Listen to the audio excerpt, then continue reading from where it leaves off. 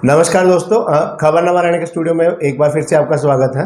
दोस्तों, जैसा कि हम सब जानते हैं कि थानेसर नगर परिषद के चुनाव का बिगुल बज चुका है। बिगुल उस ढंग से बजा है कि जब से नगर परिषद के चेयरमैन की सीट महिला सामान्य रिजर्व हुई है, तब से लेकर विभिन्न वार्डों में उम्मीदवारों ने अपनी दावेदारी भेजनी शुरू कर दी है। कई नाम सामने आए हैं। ऐसे में आज हमारे साथ खबरनामा रहने के स्टूडियो में मौजूद है विवेक भारद्वाज डब्बू, जो शहर के कई धार्मिक सामाजिक संस्थाओं से जुड़े हुए हैं। कांग्रेस में कई पदों पर भी रहे हैं। कांग्रेस पार्टी के निष्ठावान और पुराने कार्यकर्ता हैं। इन्हें वरिष्ठ कांग्रेस नेता भी कहा जा सकता है। तो विवेक भारद्वाज डब्बू जी ने इस समय थानेसर नगर परिषद के वार्ड नंबर 6 से पार्षद पद के लिए अपनी दावेदारी पेश की है। आज हम उनसे वार्ड नंबर 6 और उनकी दावेदारी को लेकर वार्ड के बारे में अलग से कई बातों पर चर्चा करेंगे। नमस्कार विवेक जी।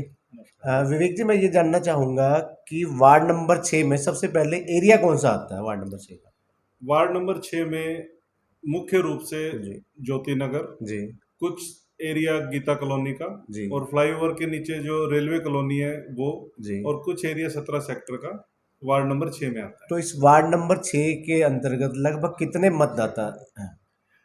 हमारे वार्ड में तकरीबन 3,500 के करीब मतदाता हैं जी, जो अपने मत का प्रयोग करते हैं। तो विवेक जी, ऐसा भी कुछ है कि वार्ड में, आपके 6 वार्ड में किसी विशेष जाति समुदाय के लोग रहते हो जो जीत और हार का तय करते हो? हमारा जो वार्ड है जी उसमें 36 बिरादरी के लोग रहते हैं, जी जिसमें मुख्य तौर पे पंजाबी बिरादरी, ब्राह्मण बिरादरी जी और सिख, रोड, जाट, हर बिरादरी से यहाँ पे लगभग सभी, मतलब लगभग लगभग सभी मिली 36 जुली बिरादरी के लोग रहते हैं। तो बिरादरियाँ विवेक जी, रहती हैं। मेरे ख्याल से जहाँ तक मुझे याद है, कई वर्षों पहले आपने भी नगर पार्षद का चुनाव इसी वार्ड से ही लड़ा था। आप लड़ चुके हैं चुनाव? जी लड़ चुके हैं? जी, मैंने अपना चुनाव यहाँ से लड़ा था। जी, लगभग कितने वर्ष लगभग पहले? 15 वर्ष पहले मैंने यहाँ से चुनाव लड़ा था। जी लेकिन मैं निरंतर जब से जनता के संपर्क में, उनके जी। सुख दुख में और वार्ड वासियों के साथ उनके हर कार्य में साथ खड़ा। तो विवेक जी, की बात यहाँ ध्यान करने वाली है कि वार्ड नंबर 6, जिस वार्ड से आप संबंध रखते हैं, जिस वार्ड में आपने अपनी दावेदारी पेश की है, उसी वार्ड में पिछले 3 प्लान से लगभग एक ही परिवार के व्यक्ति पार्षद बनते आए हैं। संदीप कोहली जी बने। अगर आप 15 साल पहले की बात करें तो 15 साल पहले संदीप कोहली जी पार्षद बने थे। जी उनके बाद उनकी धर्मपत्नी पार्षद बनी। इस बार फिर संदीप कोहली जी पार्षद बने हैं। तो ये 3 प्लान से संदीप कोहली जी पार्षद हैं। क्या कारण है कि वार्ड की जनता उन्हें लगातार अपना पार्षद चुन रही है? मतलब विकास कार्य ज़्यादा हो रहे हैं, उनकी व्यक्तिगत छवि अच्छी है, या और क्या कारण है कि लगातार वो पार्षद बन रहे हैं? कारण इसमें ऐसा है जी कि वो लगातार पार्षद तो बन रहे हैं, जी। लेकिन वो हर बार अपना पाला बदल लेते हैं। मतलब मौका देख के जी ये जिस पार्टी की हवा होती है या जिस तरफ उन्हें ये लगता है कि भाई इस बार इधर लगने से काम बन जाएगा, जी। तो वो अपना पाला बदल लेते हैं। मतलब एक पार्टी से लगातार नहीं चले, तो नहीं, एक मतलब कहने पार्टी का से मतलब नहीं। पहली बार वो किसी और पार्टी से, एट प्रेजेंट वो भाजपा हाँ से जुड़े हुए हैं। जी विधायक सुभाष सुधा जी के साथ चल रहे हैं, वार्ड में विकास कार्य चल रहे हैं। तो आपका कहने का मतलब कि जब पहली बार वो पार्षद बने थे तो वो किसी और दल से थे? जी, बिल्कुल वो भाजपा से अभी पिछले चुनाव में जुड़े हैं। बिल्कुल चुनाव जब नजदीक आए तो उन्होंने तुरंत भाजपा का दामन तो विवेक जी, थामा। ये भी माना जाता है ना कि राजनीति में हर चीज़ संभव है। अक्सर कहा भी जाता है कि राजनीति जो है अवसरवादिता की राजनीति है, और इसमें कोई गुरेज भी नहीं है कि बड़े बड़े नेता भी चुनाव के टाइम पार्टी बदल लेते हैं। ये कोई बड़ी बात नहीं है कि पार्षद ने एक दल से जोड़कर दूसरी दल को ज्वाइन किया, क्योंकि सत्ता सुख हर कोई भोगना चाहता है। सत्ता इसलिए भी भोगना चाहते हैं कि वो समाज सेवा भी करना चाहते हैं, वार्ड की भी सेवा करना चाहते हैं। हो सकता है पार्षद संदीप कोहली ने दल इसलिए बदला हो कि उनको लगता हो कि मैं पार्षद हूँ, विकास कार्य करवा रहा हूँ, शायद दोबारा पार्षद ना बनो और विकास कार्य रुक जाए। हो सकता है उन्होंने इसलिए दल बदला हो। नहीं, इस बात से मैं पूरी तरह सहमत नहीं हूँ, जी क्योंकि उन्होंने सिर्फ पार्षद बनने के लिए ही दल बदला है। 15 वर्ष से निरंतर वो पार्षद रहते हैं जी इसके वार्ड के। जी लेकिन उसके बावजूद भी वार्ड में मूलभूत सुविधाओं की भारी कमी है। जी। कोई भी गली, पार्क, कोई भी ऐसी जगह नहीं है जिसको हम देख के ये कह सके कि 15 वर्ष से एक पार्षद ने वहां पे कुछ कार्य नहीं, करे। तो मुख्य समस्याएं क्या है कि 15 साल में हर वार्ड की मेरे ख्याल से सब मुख्य जो ज़रूरतें हैं, गली, पानी, बिजली, यही ज़्यादा ज़रूरतें यही होती हैं कि लोगों के काम ना रुकें, चाहे आधार कार्ड का हो, चाहे वेरिफिकेशन का हो।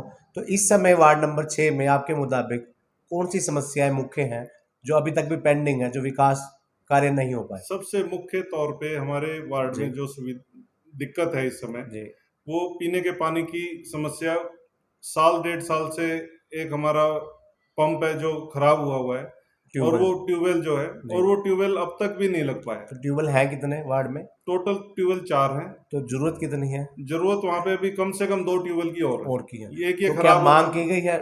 बिल्कुल निरंतर जनता के द्वारा मांग करी गई है और संबंधित विभाग से भी मिला गया है, उनको लेटर भी लिखे हैं। जी। तो उन्होंने निरंतर आश्वासन दिया है कि हम करेंगे। तो पार्षद से भी जनता ने समस्या की मांग बिल्कुल रखी है? पार्षद के पास तो और एक जनप्रतिनिधि के पास सभी लोग जाते हैं। तो क्या कारण है कि वो अभी तक मतलब ट्यूबवेल नहीं लगाए गए? कोई वजह तो होगी ना, कि जगह नहीं मिल रही होगी या सैंक्शन नहीं हुई होगी। कारण तो या तो पार्षद उसको ठीक ढंग से उस मुद्दे को नहीं उठा रहे हैं, जी। सही ढंग से वहां पहुंच नहीं पा रहे जी। हैं, या जगह नहीं हो रही है तो वो उनका अपना। नहीं, कोई तो वजह रही होगी ना। नहीं, हम भी अभी कुछ समय पहले पब्लिक के साथ मिले थे तो जी। उन्होंने हमारे को ये कहा था संबंधित विभाग ने कि जी। हम अभी कोशिश कर रहे हैं, जगह भी ले रहे हैं, तो ठीक है। जगह मिल जाएगी तो हम लगा देंगे। तो पानी की ये तो कि रही पीने की समस्या की। जी। निकासी की समस्या ठीक है वार्ड में? नहीं, जल निकासी की, जैसे पानी बारिश के दिनों में। बारिश के दिनों में जी। मुख्यतः आधी से ज्यादा ऐसी गलियां हैं जी। जिसमें जल भराव की समस्या रहती है। जी। वो गलियां नई भी बनी है, नई बनने के बाद भी उनमें जल भराव की जी। समस्या है क्योंकि लेवल उनका ठीक से नहीं है।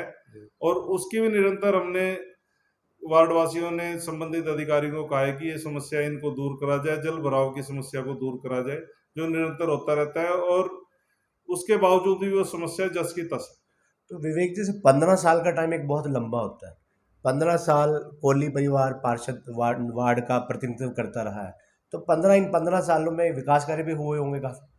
बिल्कुल, मैं आपकी बात से सहमत हूँ जी। क्योंकि 15 वर्ष एक बहुत लंबा समय जी। होता है, जी। तो उसमें काफ़ी कार्य हुए भी हैं। जी। लेकिन जो स्वरूप हमारे वार्ड का होना चाहिए जी। था, जो शक्ल हमारे वार्ड की होनी चाहिए थी, एक जी। मॉडल वार्ड के तौर पे ये पूरे शहर में दिखना चाहिए था जी। क्योंकि कोई पार्षद 15 वर्ष तक लगातार एक स्थान से बने, तो उसमें कोई मूलभूत सुविधाएँ, कोई कमी होनी नहीं चाहिए थी। तो वो लेकिन क्या लग कारण रहा उन कमियों का? लगता है कि उनकी कार्यशैली या उनका विजन ऐसा नहीं है कि वो उस वार्ड को, हमारे वार्ड को ठीक से प्रेजेंट नहीं कर पाए या समस्याओं को रख नहीं पाए या उस वार्ड का चेहरा ऐसा नहीं बना पाए कि आज ये नहीं, कहा जाए अगर कि ये बहुत बढ़िया वही है। बात विवेक जी, कि अगर वार्ड का चेहरा नहीं बन पाया या विजन वैसा नहीं था, फिर भी उसके बावजूद भी वार्ड की जनता उन्हें ही रिपीट करती है। मैं इस बात से सहमत हूँ आगे जी। कि वार्ड की जनता रिपीट करती जी। है। इस विषय में मैंने आपको पहले भी बताया जी। है कि वो सिर्फ पार्षद बनने के लिए ही जी। अपना मौके पे दल बदलते हैं जी। और वो पार्षद बन जाते हैं, तो लेकिन कम से कम उनको तो वार्ड की जो समस्याएं हैं उनको एक जी। विजन के साथ उसको तो प्रेजेंट इस करना समय चाहिए। भी हम विवेक जी मान सकते हैं कि जैसे 3 बार वो पार्षद रह चुके हैं, जी। एक विनिंग कैंडिडेट है, मजबूत चेहरा है जी। और सत्ता पक्ष के साथ चल रहे हैं। जी। तो ऐसे में ये तो तय है कि भाजपा की ओर से कैंडिडेट वही होंगे अब की बार भी। बिल्कुल अगर ठीक। वो चुनाव लड़ना चाहते हैं तो वो कैंडिडेट वही होंगे। जी। और ऐसे में कांग्रेस की ओर से अभी तक आपका ही नाम सामने आया है, जी। या और भी कोई चेहरा है आपके मुताबिक कि जो वार्ड नंबर 6 से अपनी दावेदारी पेश कर रहा है? नहीं, अभी तक कोई ऐसा क्योंकि नाम हमें भी सुनने में यही 2 नाम ही आए कि संदीप कोहली और विवेक भारद्वाज डब्बू। अभी तक कोई तीसरा नाम सामने नहीं आया। नहीं आया। लेकिन अगर जैसे भी पार्टी के आदेश होंगे, जी। अगर मान लो नगर परिषद के चुनाव सिंबल पे होते हैं और जी। पार्टी आदेश करती है चुनाव लड़ने के लिए, जी। तो हम अपनी तैयारी पूरी है तो हमारी। विवेक जी, पार्टी अगर आपको चुनाव मैदान में उतारती है, वार्ड नंबर 6 में आपको अपना उम्मीदवार घोषित करती है, जी। से बात दूसरे की सिंबल पे होंगे या नहीं होंगे एक अलग विषय है, जी। पार्टी के उम्मीदवार आप हैं, तो आप किस आधार पर चुनाव मैदान में उतरेंगे जो आपकी जीत का आधार बने? क्या मुद्दे होंगे, क्या वादे होंगे जनता के समक्ष? मुद्दा तो मुख्य तौर पे ये होगा कि जी। निरंतर पिछले 15-20 वर्षों से जी। मैं वार्ड में निस्वार्थ भाव से जी। सेवा कर रहा हूँ। जी। अगर चुनाव लड़ना ही और पार्षद बनना ही मेरा मकसद होता तो मैं निरंतर चुनाव लड़ता रहता। जी। मैंने एक बार चुनाव लड़ा, उसके जी। बाद मैंने नहीं लड़ा, लेकिन मैं निरंतर पूरी वार्ड की जनता मतलब के साथ लगातार रहा हूँ। सक्रिय हैं वार्ड में। लगातार सक्रिय हैं और लोगों के सुख दुख में रहना और वार्ड की समस्याओं को उठाना, संबंधित अधिकारियों से मिलना, सारे कार्य हम करते हैं। वार्ड की समस्याओं को आप उठा रहे हैं, लगातार सक्रिय हैं। क्या वार्ड की जनता आपके पास ऐसे भी काम लेकर आती है जो पार्षद को करने चाहिए? बिल्कुल लेके आती है। जैसे? जैसे कि अभी पीछे हमारे यहाँ पे ट्रांसफार्मर की दिक्कत हो गई थी, जी। लाइट की प्रॉब्लम थी, जी। तो हमने उस समस्या को उठाया और संबंधित विभाग ने, यूएचबीयूएन के अधिकारियों ने तुरंत वहाँ पे ट्रांसफार्मर की एक कमी थी उसको जी। पूरा किया, नया ट्रांसफार्मर लगाया। जी। तो हम तो विवेक जी, जैसे आपने बताया कि 15 साल पहले आप चुनाव लड़े थे। जी। 15 साल बाद आप एक बार फिर से दोबारा आ रहे हैं, एक जी। लंबा वनवास के बाद एक और आप वापस कर रहे हैं जी। नगर परिषद चुनाव में। तो इन 15 सालों में आपके वार्ड के अंदर कितना फ़र्क आया है? चाहे विकास की बात से हो, चाहे मतदाताओं की संख्या के हिसाब से हो, कितना फ़र्क आया है? हमारे वार्ड में अगर आप मतदाताओं की बात करें, जी, तो तकरीबन 1000 डेढ़ हज़ार के करीब मतदाता बढ़ गए हैं, जी, क्योंकि धीरे-धीरे वार्ड बढ़ रहा है। जी। कुछ बूथ एरिया कितने नया हैं? भी हमारे यहाँ जी, पे जुड़ा है जी। वार्ड में। तो इस करके हमारे करीब 1500 के करीब और लोग बूथ बढ़े हैं। कितने हैं? बूथ हमारे वार्ड के टोटल 4 हैं। जी, 4 बूथों पे हमारे वोट डलते हैं, जो विधानसभा के या लोकसभा के जी। चुनाव होते हैं तो उसमें। इस बार जैसे विवेक जी अब चुनाव चेयरमैन का डायरेक्ट होने वाला है। जी। जो सीधा चुनाव होगा, सीधी जनता जो है अपने चेयरमैन का चुनाव करेगी। ऐसे में पार्षद चुनाव में भी कहीं न कहीं फ़र्क काफ़ी फ़र्क देखने को मिलेगा। तो आपके मुताबिक कैसा रूप नज़र में आएगा जो पार्षद का चुनाव होगा, पिछले चुनावों के मुकाबले इस बार कैसा अंतर दिखाई देगा? इस बार थोड़ा-सा स्वरूप चुनाव का भिन्न तो होगा ही, जी, क्योंकि एक 2 वोट डलेंगी। जी, एक चेयरमैन के लिए जी, डलेगी, एक जी, पार्षद के लिए जी, डलेगी। तो मुख्य तौर से ऐसा भी हो सकता है कि ज़्यादातर ध्यान लोगों का चेयरमैन की तरफ जी, हो, और लेकिन पार्षद भी एक वार्ड के लिए एक प्रतिनिधि होता है, उसका भी मुख्य तौर पे चुनना बहुत ज़रूरी होता है। जी। तो भिन्न तो होगा ही चुनाव पिछली बार तो से। जितनी संस्थाओं से आप जुड़े हुए हैं, सामाजिक संस्थाओं से भी काफ़ी जुड़े हुए हैं, धार्मिक संस्थाओं से भी जुड़े हुए हैं, जी। तो कहीं आपको इस चुनाव में उन संस्थाओं से जुड़ने का भी लाभ मिलेगा? नेचुरल है कि जो आदमी समाज में एक दूसरे से जुड़ा होता है, जी, समाज सेवा करता है, तो जो आपके सर्कल के लोग होते हैं, वो सुख में दुख में हर जगह आपकी मदद करते हैं। तो मुझे विश्वास है कि वो जो मेरे सभी साथी हैं, तो अगर मैं चुनाव में लड़ूंगा, जी। आऊंगा, तो वो निश्चित रूप से मेरा साथ तो देंगे। जैसा हमने अभी एक बार फिर से बात उसी बात पे दोबारा आ रहा हूँ मैं कि चेयरमैन का चुनाव डायरेक्ट होगा। जी। तो जो चेयरमैन का डायरेक्ट जो चुनाव होगा, पार्षद के चुनाव पे उसका कितना असर पड़ेगा आपके मुताबिक? क्योंकि ये चुनाव चेयरमैन का डायरेक्ट होगा और पार्षद का चुनाव भी होगा, जी, तो उस पे इतना असर देखने को नहीं मिलेगा, जी, क्योंकि दोनों अलग-अलग अपना चुनाव लड़ रहे होंगे, जी। अलग-अलग चेहरा होंगे। नहीं, कहीं फ़ायदा तो मिलेगा ना। एक वार्ड में आप प्रचार कर रहे हैं, आप फॉर एग्ज़ाम्पल एक पार्टी के आप उम्मीदवार हैं, उसी पार्टी का चेयरमैन की फ़ोटो ऊपर लगी होगी, जी। चेयरमैन का दावेदार ऊपर है, नीचे जी। पार्षद पद के हैं, तो कहीं न कहीं उसको सीधा फ़ायदा भी तो मिलेगा ना, उसमें प्रचार-प्रसार में। उसमें दोनों चीज़ हैं। जी, उस चीज़ का फ़ायदा भी मिलता है और नुकसान भी होता है। जी, क्योंकि जो सत्ता पक्ष के लोग हैं, एंटी इनकम्बेंसी की उनको झेलना पड़ेगा, जी, और जो विपक्ष के लोग हैं, उनको इस चीज़ का फ़ायदा भी मिलेगा। जी। दोनों बातें, सिक्के के दोनों पहलू होते हैं। तो इस समय जो चेयरमैन का चुनाव है, भाजपा की ओर से भी कई नाम सामने आए हैं, कांग्रेस की ओर से भी कई नाम सामने आए हैं।